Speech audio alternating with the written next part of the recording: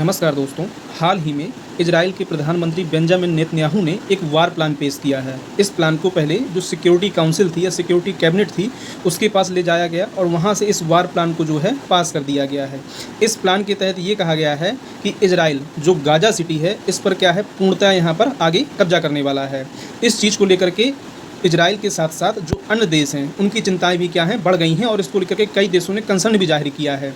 इससे पहले आपको मालूम होगा कि यूके, कनाडा और कई ऐसे देश हैं जिन्होंने इस चीज़ को कहा था कि अगर इजराइल सीज फायर नहीं करता है तो ये फ़िलिस्तीन को क्या है एक देश के रूप में मान्यता दे देंगे और इस मुद्दे को संयुक्त राष्ट्र में भी क्या है उठाया जाएगा। इजराइल और हमास के बीच चल रहे युद्ध को लेकर के अब तक फ़िलिस्तीन में रहने वाले करीब 60,000 से भी ज़्यादा लोग क्या है यहाँ पर मारे गए हैं।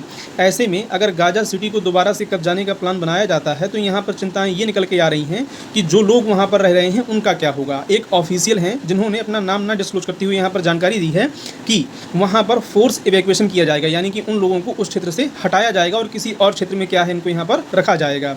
ऐसे में यहाँ पर मास डिस्ट्रक्शन की बात निकल के सामने आ रही है और ऐसा भी निकल के आ रहा है कि यहाँ पर क्या है और भी क्लिप्स देखने को मिलेंगी। इजरायली पीएम के द्वारा पेश किए गए इस प्रस्ताव को लेकर के इजराइल के अंदर ही क्या है यहाँ पर तकरार देखने को मिल रही है। हाल ही में इजराइल आईडीएफ के जो चीफ हैं उनके द्वारा ये कहा गया कि इससे क्या है 2 साल से जो सेना ऑलरेडी यहाँ पर एक तरीके से ट्रॉमा से गुजर रही है उसको क्या है और समस्याएं देखने को मिलेंगी। इसके अलावा देखा जाए तो हमास के पास अभी भी क्या है 50 लोग बंधक हैं, जिसमें से 20 लोगों के मारे जाने और बाकी लोगों के जीवित होने की खबर निकल के आ रही है। तो इजरायली पीएम का कहना यह है कि हमास हथियार डाल दे तो हम क्या है इस प्लान को हटा सकते हैं।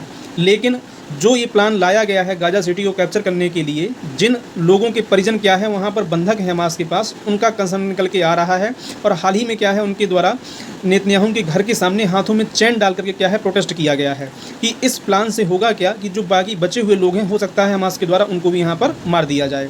तो इसको लेकर के आगे और भी फर्दर अपडेट आती है तो मैं निश्चित तौर पर आपको यहाँ पर खबर दूंगा। Thank you for watching. जय हिंद, जय भारत।